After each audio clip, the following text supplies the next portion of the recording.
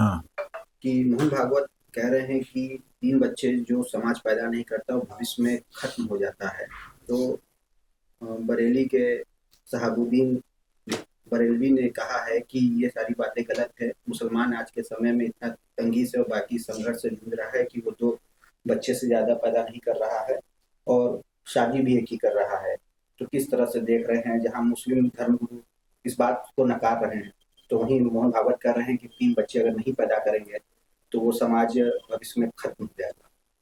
नहीं, ऐसा है कि समाज बच्चा पैदा करने से ना खत्म होता है ना बढ़ता है। समाज अपनी संस्कृति, अपनी सभ्यता और अपने धर्म पर टिके रहने से लंबे समय तक सरवाइव करता है और बढ़ता भी है। इस बारे में तो उनकी तरफ से कोई उपदेश आता ही नहीं है। धर्मशास्त्रों की अवहेलना उनकी तरफ से साक्षात दिखाई देती है। तो ऐसी परिस्थिति में बच्चा पैदा करके हम बढ़ जाएंगे, ऐसा कुछ नहीं है।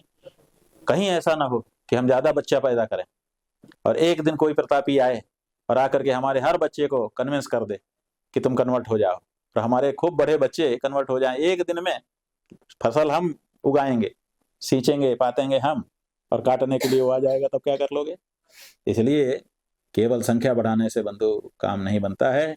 जो बच्चा पैदा हो गया है उस बच्चे को इतने संस्कार दीजिए, इतना दृढ़ बनाइए कि हर परिस्थिति में वो आपके धर्म के पताका को लेकर के आगे बढ़ता जाए। एकस चंद्रस्तमोहंति न च तारा सुतान्यपि। 100 तारागण मिलकर के उतना प्रकाश नहीं करते हैं कि अंधेरा दूर हो जाए। एक चंद्रमा उदित होते ही अंधेरे को दूर कर देता है। इसलिए वरम एको गुणी पुत्रो, एक गुणी पुत्र बहुत होता है। इसलिए आप एक करते हो, 4 करते हो, आपकी अपनी पसंद है, कोई रोक नहीं है। जिसको जितने बच्चे पैदा करने हो वो करे। देवकी वसुदेव ने 8 किए, तभी तो भगवान का अवतार हुआ। ऐसी परिस्थिति में कौन कितने बच्चे पैदा करेंगे ये माता पिता पे छोड़ दीजिए, लेकिन इस बारे में जोर दीजिए कि जितने भी पैदा करो उनको संस्कार से संपन्न बनाना।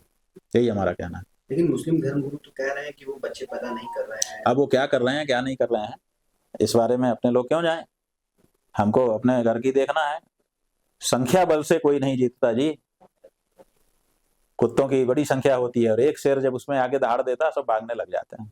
इसलिए जो मुसलमान भी अगर ऐसा सोच रहे हैं, जो कोई हिंदू भी सोच रहे हैं कि हम संख्या बढ़ा लेंगे तो हमारा काम बन जाएगा, ऐसा नहीं है। संख्या बढ़ जाने से कभी कभी आपस में ही लड़के सब मर जाते हैं। भगवान श्री कृष्ण के वंशज यादव जो थे ना, उनको कोई दुश्मन आके थोड़े मारा, आपस ही में लड़के मर गए थे। क्यों? क्योंकि उनकी संख्या बहुत ज्यादा हो गई थी। तो इसलिए संख्या वगैरह के बारे में वही लोग बात करते हैं जिनको अच्छा से अपने सनातन धर्म का अध्ययन नहीं है।